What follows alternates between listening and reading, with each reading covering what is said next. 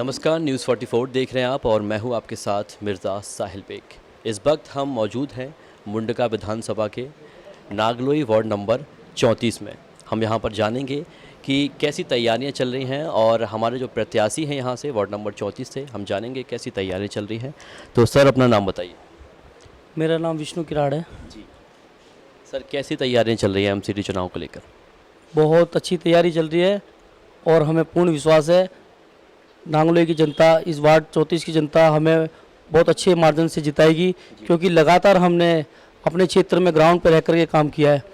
जैसे कोरोना काल के अंदर हमने सभी यहाँ तकरीबन ये जजे कॉलोनी है, जजे कॉलोनी के अंदर गरीब लोग रहते हैं, तो इसके अंदर हमने लगातार राशन बांटने का काम किया है। जब दिल्ली सरकार के सभी कार्यकर्ता अपने अपने घरों में घुसे हुए थे तो भाजपा के कार्यकर्ता सभी निकल करके लोगों की मदद की उन्होंने। लगातार यहाँ प्रतिदिन 3000 आदमियों का भोजन बना करके हम सभी ने मिलकर के बांटा यहाँ पे। सर ये चुनाव आ रहे हैं, इसको लेकर जनता का कैसा रिएक्शन है? जनता का रिएक्शन अच्छा है भाजपा के प्रति, क्योंकि जनता जान चुकी है कि आम आदमी पार्टी किस तरीके की पार्टी है, सिर्फ और सिर्फ वोट बैंक की राजनीति करती है। जी सर, चुनाव में किस तरीके से आप फोकस रहेंगे? सबसे पहला काम आपका क्या होगा अगर आप जीतते हैं तो? मेरा सबसे पहला काम यही होगा कि हमारे क्षेत्र के अंदर साफ़ सफाई रहे, अच्छी व्यवस्था रहे, पार्क हमारे सुंदर रहें। जिस तरीके के अभी जो इससे पहले जो पार्षद थे उन्होंने कितना बुरा हाल कर दिया। लगातार एमएलए हमारे इधर इससे पहले जब मानसून आया था तो लगभग कमर के बराबर पानी था, लगभग 4-3 फुट के ऊपर पानी भर गया था। जब हमारे यहाँ की महिलाएं विधायक जी के पास जाकर के कहा उनको कि विधायक जी हमारे यहाँ पानी भर गया, तो उनका जवाब था विधायक जी का कि मैं क्या करूँ, पानी भर गया तो मेरे यहाँ पानी भर गया, थम मेरा पानी निकाल दो मैं थारा पानी निकाल दूंगा। ये विधायक जी के बोल होते हैं। और अब आज जो जनता है ये इन्होंने सब देख लिया और ठान लिया, आम आदमी पार्टी को ये लोग सबक सिखाएंगे और अच्छा सबक सिखाएंगे। उन्हें पता चल जाएगा कि जनता उनके उस पर नहीं पली हुई।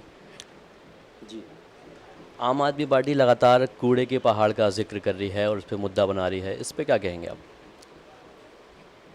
हमारे देश के माननीय गृह मंत्री अमित शाह जी ने उस दिन बैठक करी थी, उसमें उन्होंने ये जिक्र किया कि ये जो तीनों पहाड़ हैं हम इन पहाड़ों को डैमेज करके और इससे बिजली बनाएंगे।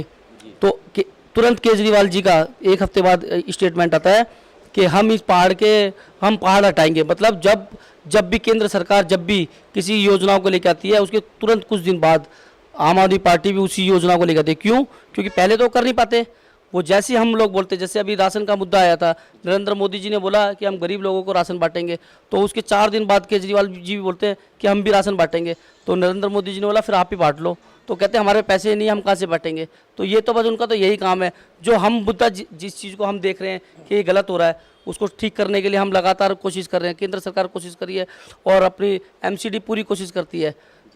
उसी चीज़ को लेकर के आम आदमी पार्टी भी हमारे मुद्दे को आ जाती है।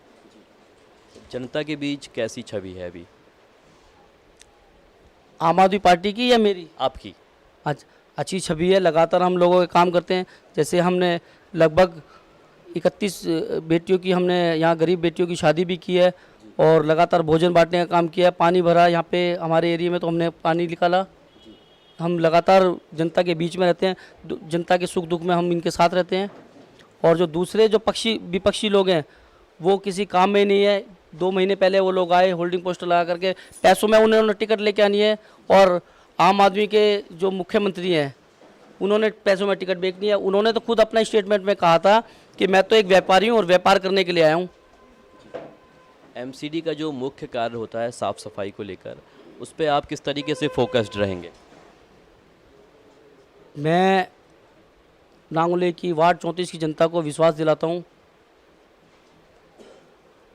यहाँ पर जैसे अभी तुरंत में कुछ लगभग पता नहीं कितने लोग थे और आते नहीं है वैसे लोग यहाँ पे सफाई के, लेकिन मैं नांगलोई की जनता को विश्वास दिलाता हूँ कि मैं पूर्ण श्रद्धा के साथ मैं यहाँ पे काम करूँगा और यहाँ पे साफ़ सफाई हमेशा रहेगी। इस बात की मैं जनता को विश्वास दिलाना चाहता हूँ।